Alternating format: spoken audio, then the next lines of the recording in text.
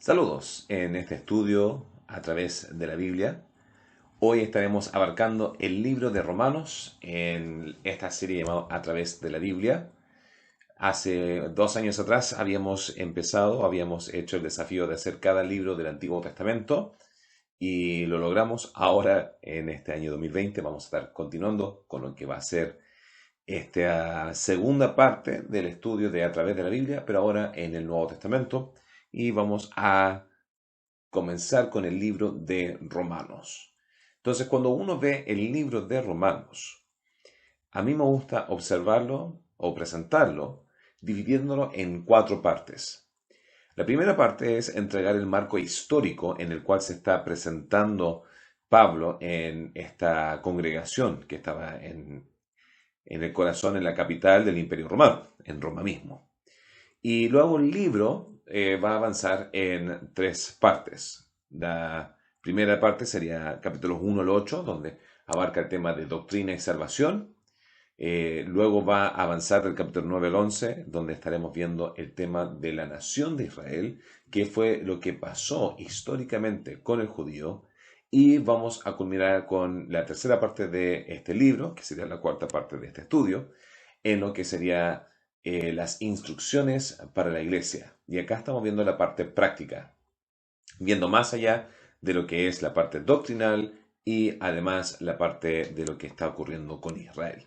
Entonces, el marco histórico que estaríamos viendo en este libro de Romanos es que este libro fue escrito por el apóstol Pablo a la iglesia que estaba en Roma. Lo hace en su tercer viaje misionero mientras estaba en su tercera visita a la ciudad de Corinto. Esto va a ser alrededor del año 57 al 58 después de Cristo.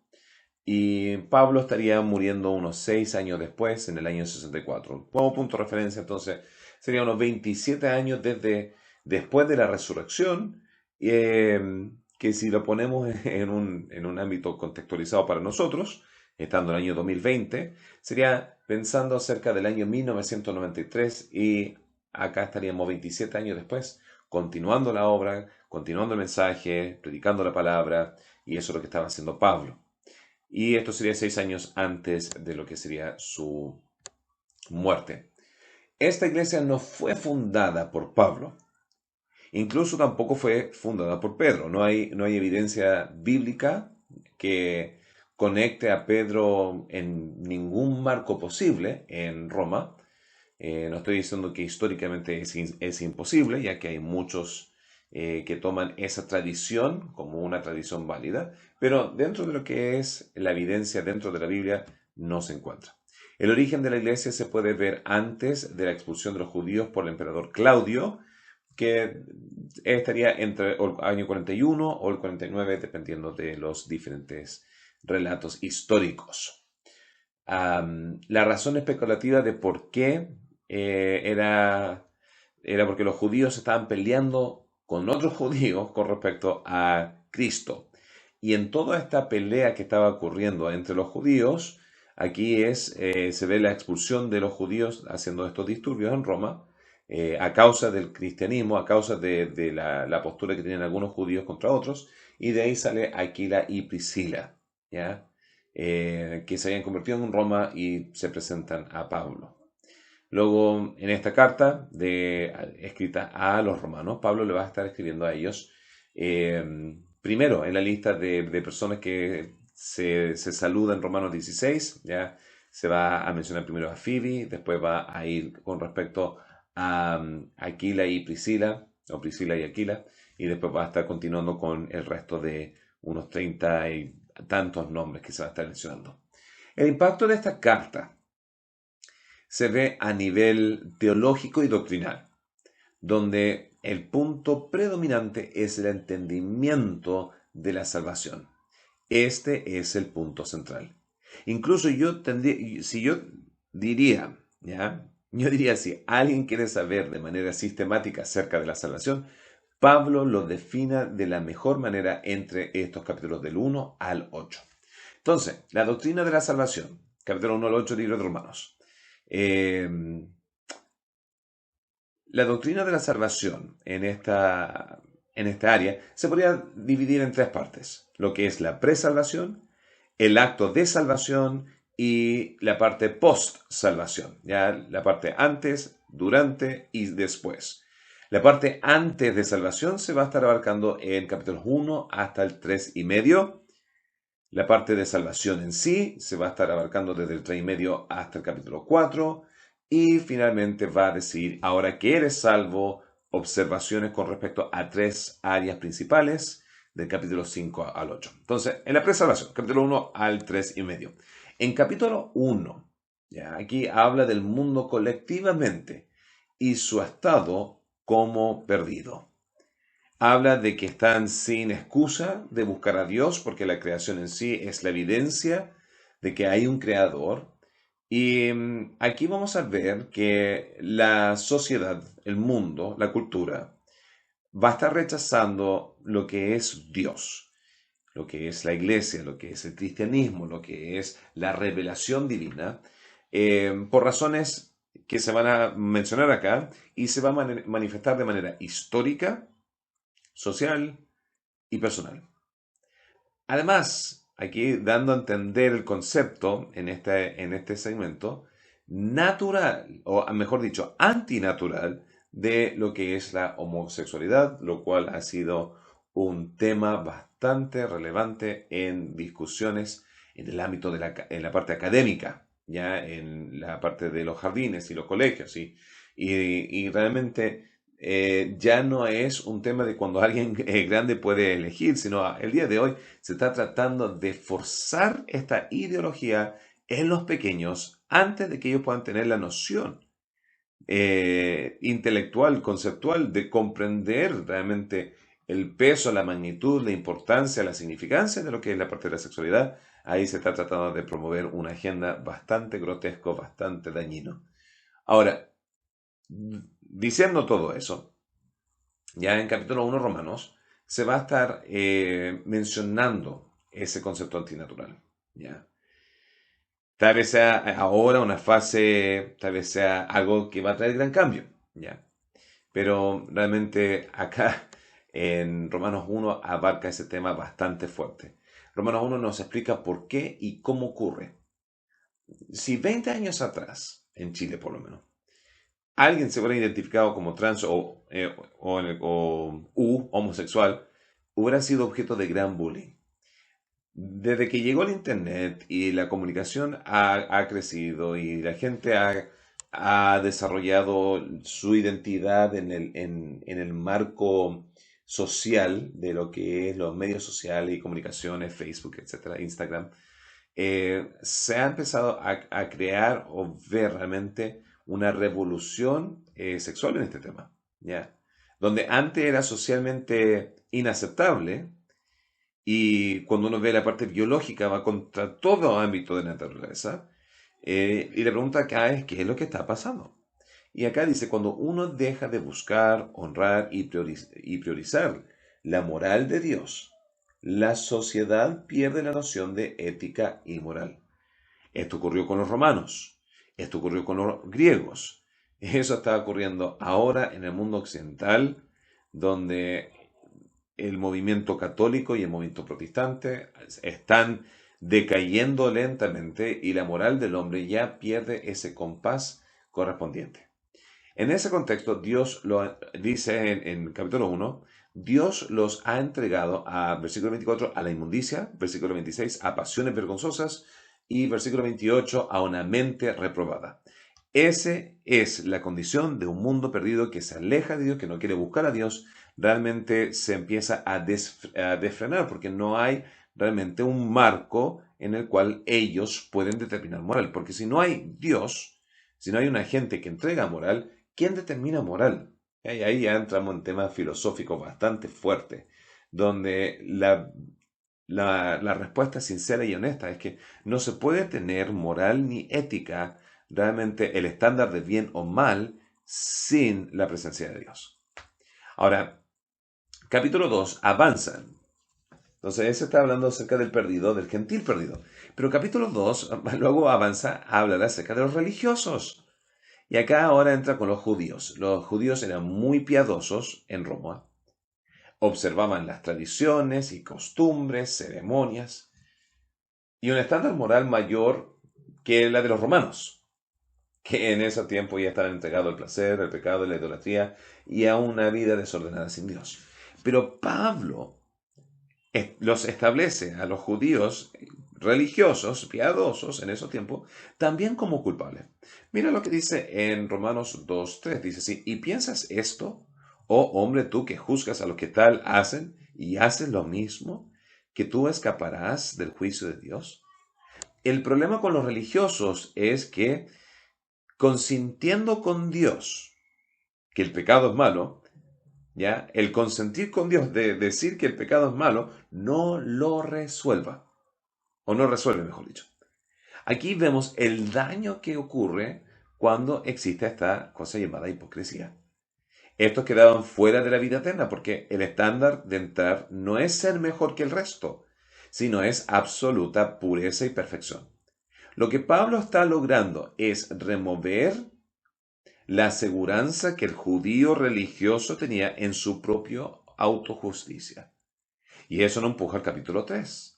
El capítulo 3, la primera parte, hasta el versículo 20, lo que hace es establecer tanto al gentil es la palabra técnica para aquellos que no son judíos, como el judío, ¿ya? Ambos, el gentil y el judío, que ambos están en necesidad de un Salvador. Y aquí se afirma de que nadie es perfecto, nadie es sin pecado, nadie está bien ante Dios. Incluso se lo entrega el versículo 20, donde establece que es la función de la ley. Nos establece acá qué es la función de la ley. Dice así, Romanos 3:20, ya que por las obras de la ley ningún ser humano será justificado delante de él, porque por medio de la ley es él, ¿qué cosa? Conocimiento del pecado.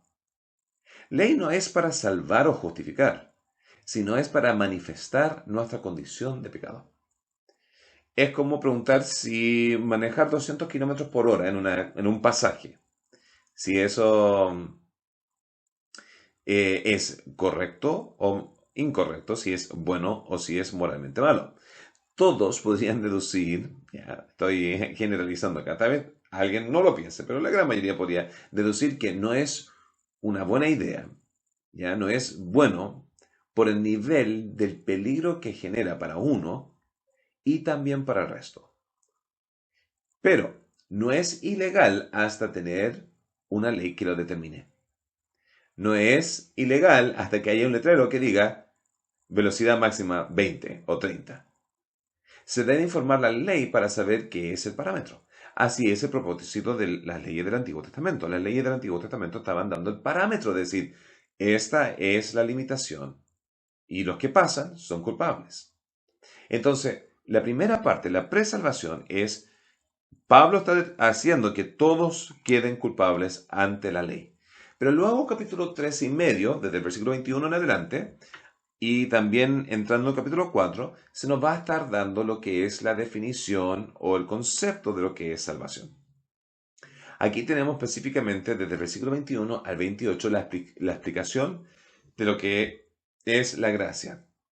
La gracia es otra palabra que se ocupa para encapsular la noción de salvación. Ahora, Pablo no lo expresa de manera como lo hacen las prédicas que se encuentran en el libro de los Hechos. Y en el libro de los Hechos él va a estar predicando, sus exposiciones van a ser menos académicos, como acá se ve en el libro de Romanos, pero va a ser más apelativo a convencer a la audiencia a tomar ese paso de fe de acercarse a Cristo. Pero mira cómo Pablo tiene que recalcar esta doctrina que era muy fuerte para el judío. En Romanos 3, versículo 28, dice así: concluimos, pues, que el hombre es justificado, esto es, declarado justo ante Dios, por fe sin las obras de la ley. Ahora, hay tres tipos de iglesias cristianas cuando viene el tema de la vida eterna. Hay iglesias que dicen que la salvación es solamente por fe. Hay otras iglesias que determinan o que proclaman o creen que la salvación es solo por sus buenas obras. Y después hay un tercer grupo de iglesias que dice que la salvación se adquiere por la fe más obras. Otra variación de ese tercer grupo es que la salvación se adquiere por fe, pero se puede perder por malas obras. ¿ya? Pero este último versículo, en versículo 28 de Romanos 3, dice, concluimos pues que el hombre es justificado, declarado justo por fe, sin las obras de la ley.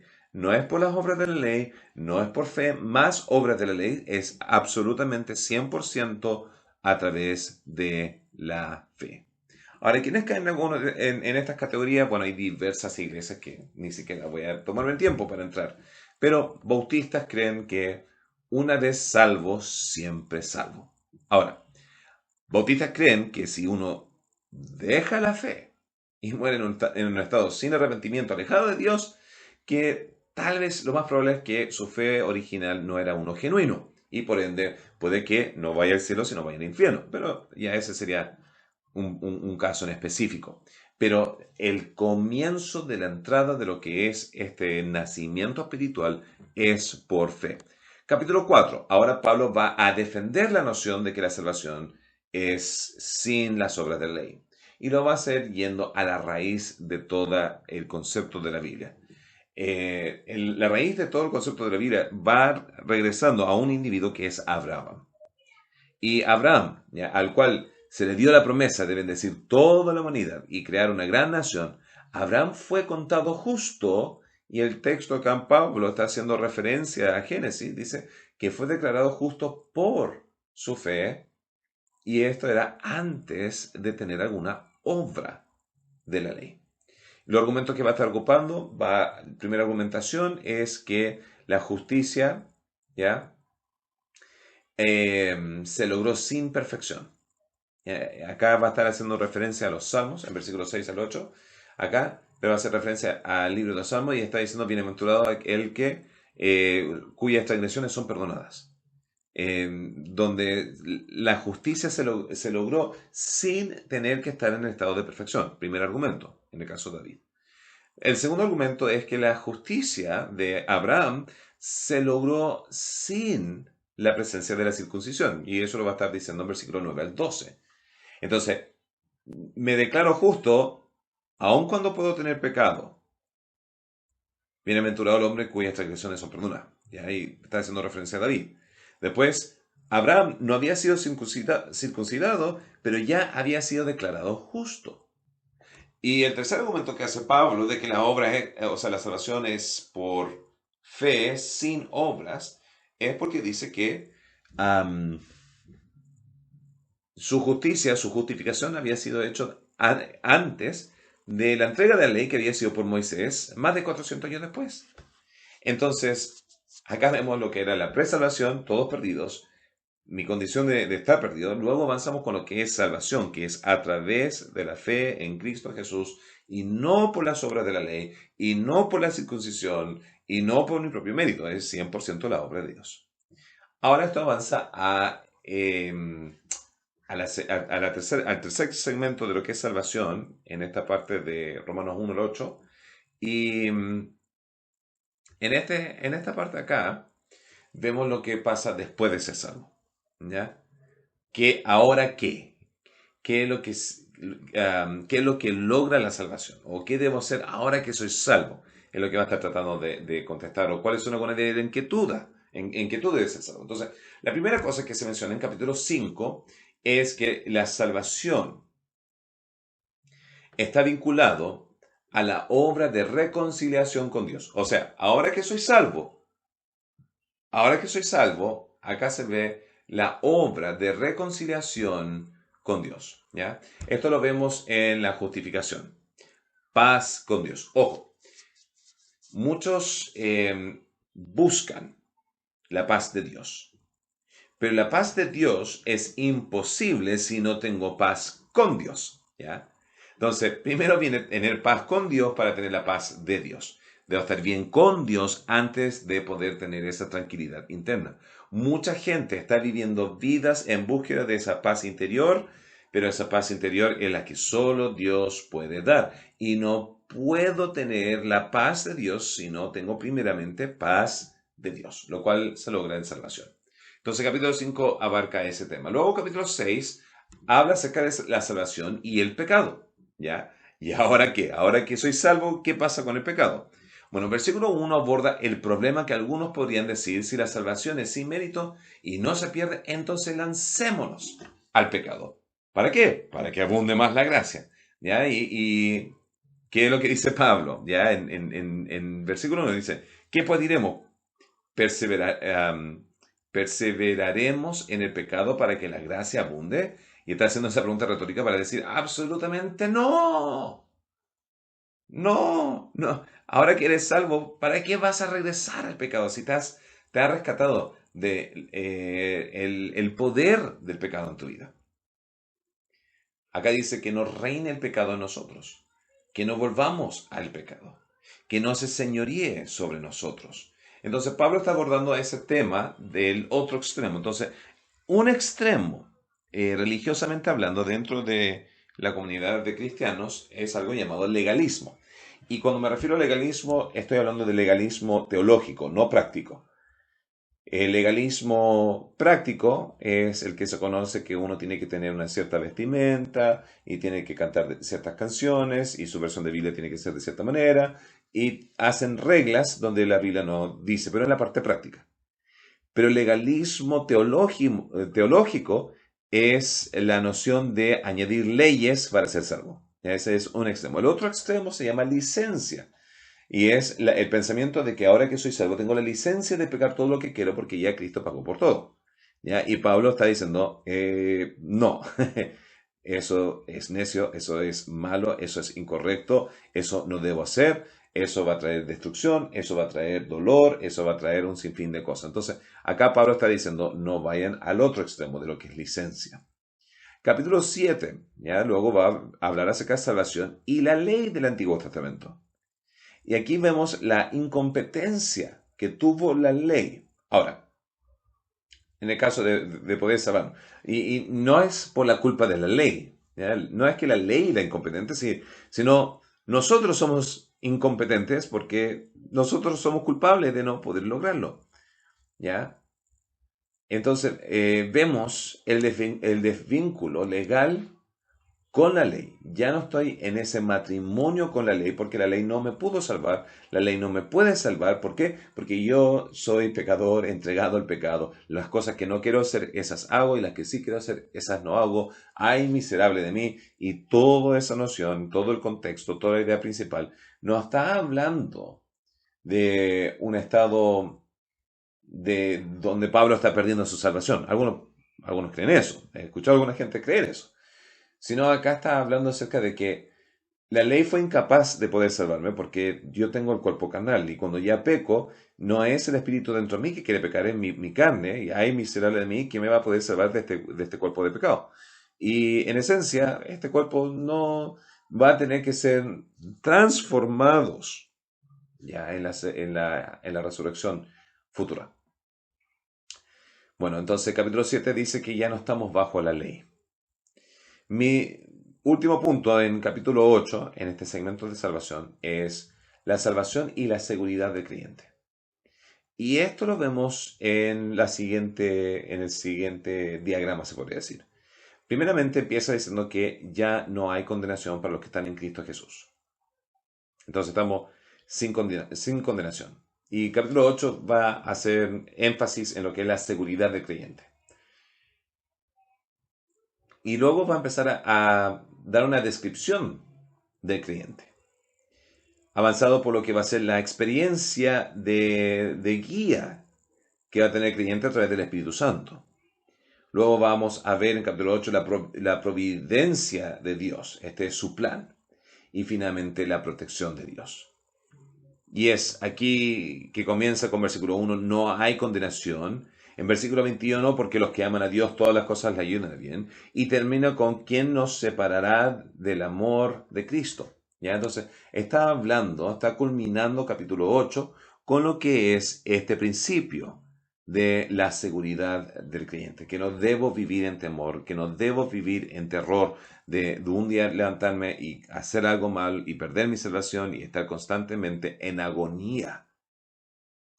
¿Ya? ¿Por qué? Tengo esa seguridad. No se adquirió por obras, dice el texto acá, no se pierde por obras porque no era parte del contrato original. ¿Ya? Entonces, en esa primera parte del libro de Romanos, podemos comprender, ¿ya?, lo que es el tema de la salvación. Ahora vamos a avanzar en la segunda parte, ¿ya?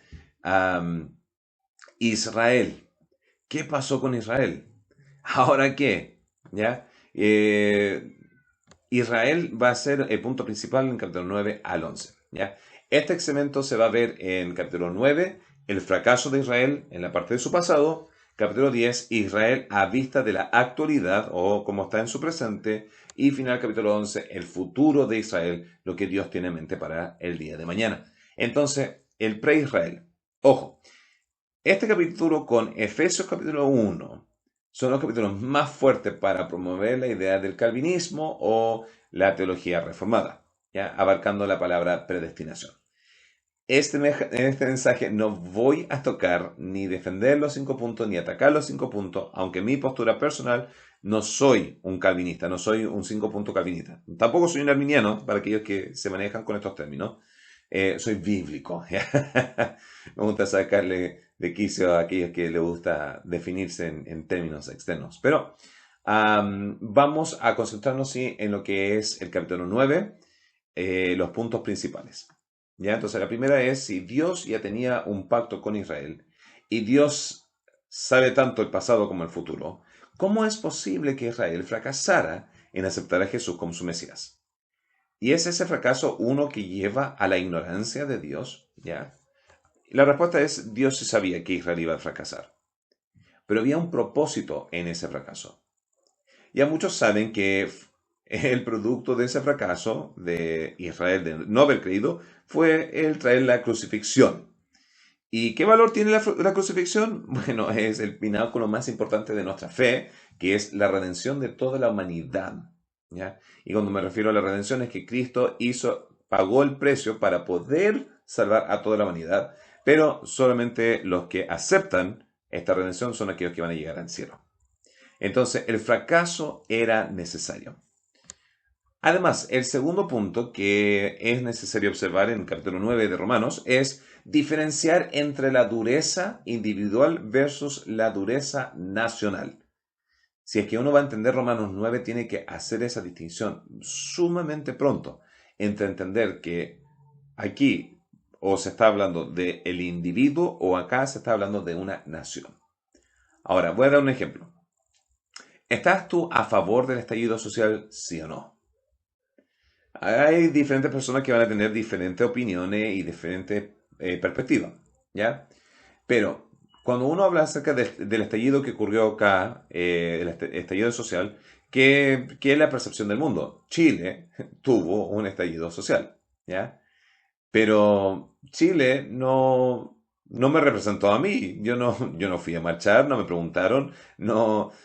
Ahora, no estoy entrando en política, ojalá que no me malinterpreten, pero cuando se habla acerca del estallido social, se habla de Chile como una nación entera, pero se omite realmente la voz de individuos que podrían estar pensando de una manera u otra, simplemente se abarca a todos. Eh, Cuando viene el tema de la enseñanza de la identidad de género, ¿está a favor o en contra? Yo personalmente estoy sumamente, absolutamente en contra.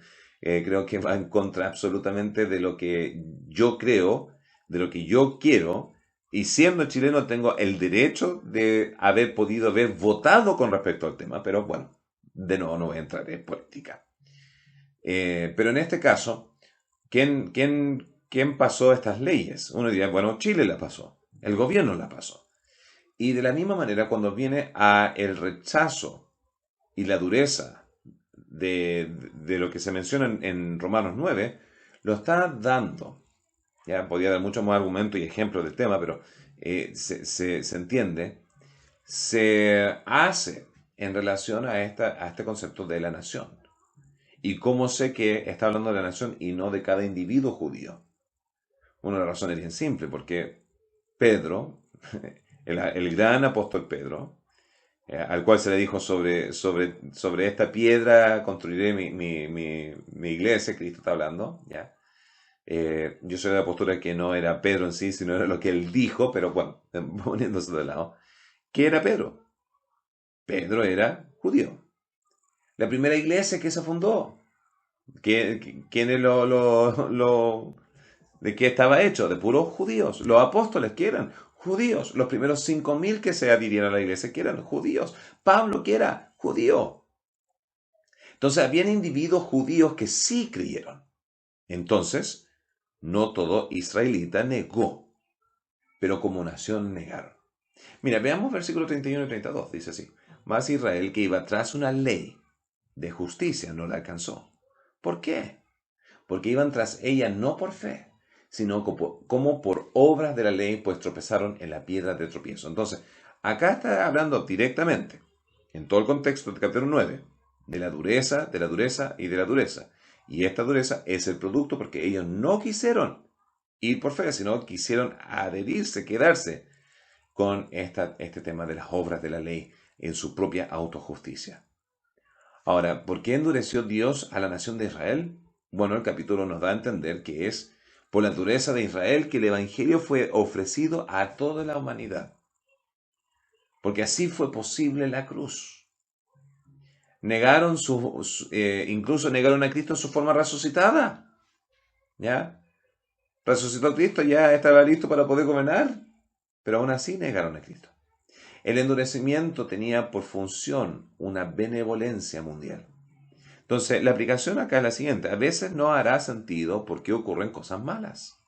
A veces no hará sentido porque nos va mal. Y son en esos momentos que la respuesta que Dios dio a Job es tan pertinente. El mundo es mucho más detallado que tu propia existencia. Dios le dice a Job: ¿dónde estabas tú cuando creé el universo? Para estar tan enojado y demandando, exigiendo poder hablar con Dios. Y no era que Dios se estaba haciendo injusto, sino realmente se estaba recalcando el hecho de que Job, primeramente, no es el centro del universo. Y número dos, hay cosas tan grandes, tan detalladas, que pasan en la vida, que nosotros jamás vamos a poder comprender el por qué, pero Dios sabe. Y podemos tener confianza en Él. Capítulo 10, avanzando en este tema de Israel, luego vemos la parte actual para Israel. Lo primero que notamos de este capítulo es que Pablo responde al gran error de la incógnita relacionado con sinceridad. En otras palabras, sinceridad no es suficiente para ser salvo. Miren, versículos 2 y 3, ya del capítulo 10, dice lo siguiente: Porque yo les doy testimonio de que tienen celo de Dios, pero no conforme a ciencia. Porque ignorando la justicia de Dios y procurando establecer la suya propia, no se han sujetado a la justicia de Dios. Pablo dice: son sinceros, son celosos, son devotos, pero no tienen la justicia de Dios. Aquí vemos que uno no determina lo que es moralidad, uno no determina lo que es la justicia divina, uno no determina lo que es la salvación. No es en base a mi pensamiento ni mi sentir, sino debe ser la entrega de Dios mismo para poder saber cuál es el parámetro que Él estableció. Luego el capítulo continúa a declarar cómo uno puede ser salvo. Y esto lo hace para que el judío o gentil, ambos, puedan ser salvos. Entonces, antes habíamos visto lo que era la parte teológica de la salvación. Acá está la parte directa, la parte práctica. Esto es salvación. Dice así: que si confesares, número 1, con tu boca que Jesús es el Señor, ¿ya? Y creyeres, número 2, en tu corazón que Dios le levantó de los muertos, serás salvo. Entonces, confesión y creer. Dice versículo 10, porque con el corazón se cree para justicia, pero con la boca se confiesa para salvación. Pues la Escritura dice: todo aquel que en él creyere no será avergonzado o desilusionado.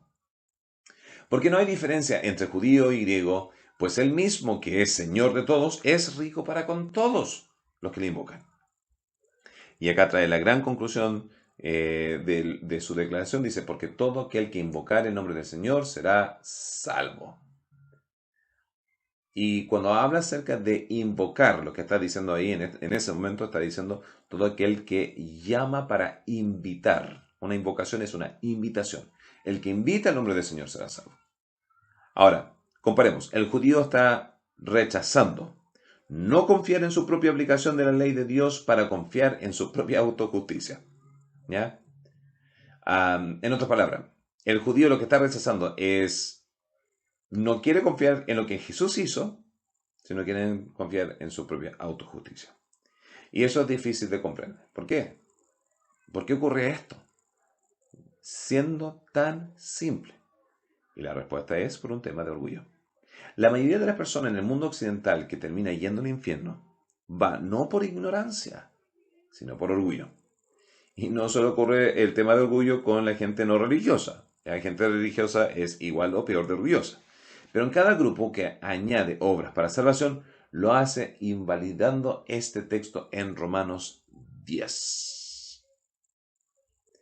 Acá estaba hablando antes de que es a través de invocar, es a través de confesión, es a través de creer. Y previamente, Pablo determina que el que tiene que ellos tienen celo por Dios, pero ignorando la justicia de Dios procuran la propia suya. El camino culmina haciendo referencia a que Dios muchas veces extendió sus brazos ante Israel, pero ellos rechazaron como nación a este gran plan de Dios. Post-Israel, ¿qué va a pasar con Israel en el futuro? Bueno, ¿qué pasará? ¿Se acabó? ¿Se mandaron un condorazo y ahí quedaron? La respuesta es no. Este capítulo es clave para entender el futuro de Israel, porque Dios todavía tiene un propósito para Israel. Esto es muy significante. Por lo siguiente, ¿ya? Israel es un pueblo que sigue vivo, activo y organizado hasta el día de hoy. Incluso es un pueblo que se une bajo una fe, donde su templo fue destruido casi 2000 años atrás. Pero es un pueblo que Jesús profetizó en Mateo 25 y Juan fue revelado la revelación en Apocalipsis, de que todavía hay una gran historia por delante para esa hermosa y gran nación de Israel. Pero su integración teológica se vincula a estos capítulos, especialmente el capítulo 11. Y para poder entender el futuro de Israel, el capítulo 11 va a ser la clave. Resumo, ya en este capítulo 11, versículos 25-32, este periodo, ya esta transición, este pequeño paréntesis, ya de lo que es la obra de Dios en Israel, y acá entra lo que es la iglesia. Pero dice así: porque no quiero, hermanos, que ignoréis este misterio, para que no seáis arrogantes. Está hablando la iglesia, a los cristianos.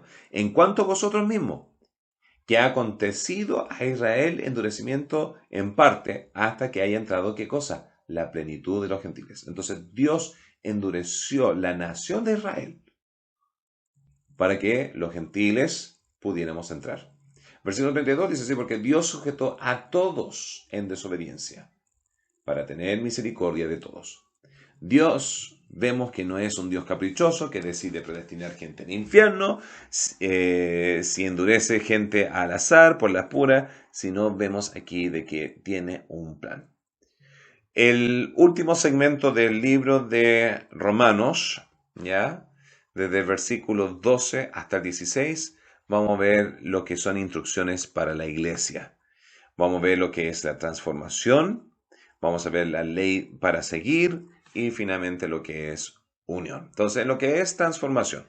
Uno de mis capítulos favoritos de la Biblia es Romanos 12.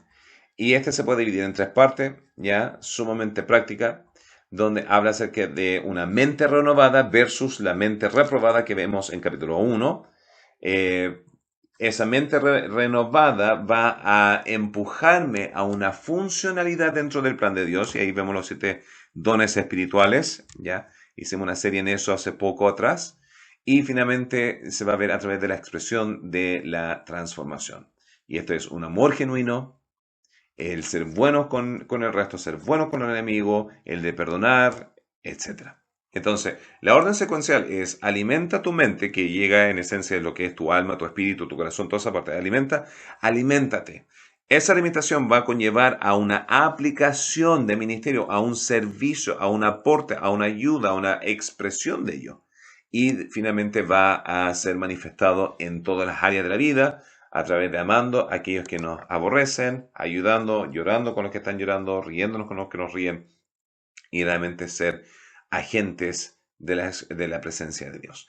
Capítulo 13 va a abarcar las dos leyes y acá va a estar viendo lo que es la ley civil y la ley divina. La ley civil acá está diciendo sujetados al gobierno, ¿ya? Y esto lo escribe durante un gobierno que era completamente inmoral, que era el Imperio Romano. No eran ejemplares, no eran buenos, no eran santitos, eran gente mala, corrupta. Peor que ahora. No obstante, acá dice nuestra mandato y instrucción de parte de Pablo que debemos ser buenos ciudadanos. En primera de Timoteo capítulo 2 dice que debemos estar orando por nuestras autoridades para vivir vidas tranquilas y no teniendo la persecución del gobierno. Entonces, por lo general acá nos enseña que nosotros debemos realmente reflejar a Cristo. Y una de las cosas que creo que deberíamos nosotros percatarnos mucho en este ámbito, realmente que expresa quiénes somos, tiene que ver con la manera en que nosotros abordamos el tema de las protestas, el estallido social. No estoy diciendo que vivimos en un país justo, no estoy diciendo que vivimos en un país sin problemas, sin divisiones, no estoy diciendo que estamos viviendo en un país que no tenga corrupción, porque realmente hay de todas las cosas que acabo de mencionar. No obstante, nosotros, nuestra ciudadanía no es chilena. Si eres cristiano, eres primeramente ciudadano del reino de los cielos. Y por ende, nosotros debemos estar más concentrados en representar quién es Dios y buscar los beneficios, las prioridades, promover el reino de Dios ante cualquier otra cosa, más que mis propios derechos. Entonces ahí nos da ese mandato capítulo 13, pero además avanza a la ley de oro, ¿ya? En esencia, como se resume todas las leyes del Antiguo Testamento. Amarás a Dios y amarás a tu prójimo. ¿Ya? Ahora, no todas las leyes se practican el día de hoy del Antiguo Testamento. Las leyes morales sí, las leyes civiles y religiosas no, pero hay sabiduría detrás de cada ley que nosotros debemos estar incorporando y realmente se resume a ser consciente con respecto a tu vecino, ser consciente con respecto a la comunidad, ser consciente con respecto a tu hermano. Bueno, este libro termina con unidad. Capítulo 14 dice que hay diferentes tipos de cristianos. El cristiano maduro, el cristiano inmaduro, o el fuerte o el débil. Y dice, ¿sabes qué? En todas estas diferencias, sea bautista, asamblea de Dios, pentecostal, metodista, anglicana, lo que sea. En todas estas diferentes denominaciones, el primer punto importante es salvación, pero avanzando al tema de la salvación, van a haber diferentes creencias dentro de cada grupo, va a haber diferentes culturas en cada grupo. Y ese siendo el caso, nosotros debemos buscar la unidad, no en tener servicios juntos, pero una unidad de no estar condenando que mi hermano es diferente a mí. Capítulo 15 luego va a hablar en el segundo ámbito de la unidad y lo va a decir con respecto al gentil y al judío. No hay diferencia para el tema de la salvación. Todos son uno en Cristo. Y finalmente una unidad en capítulo 16 de lo que es trabajo en equipo. Pablo va a mencionar más de 30 nombres por escrito que son colaboradores de él. ¿Por qué? Porque la obra es demasiado grande para que uno lo haga solo. En las muchas manos trabajando unidos se puede lograr mucho. Y de eso se trata este maravilloso y especial libro de Romanos. Espero que haya sido deleitado o por lo menos educado o recordado en algunas de las áreas que tal vez ya sabía previamente de este hermoso libro. Bueno, nos estaremos viendo la próxima semana con lo que va a ser Primera de Corintios. Bendiciones.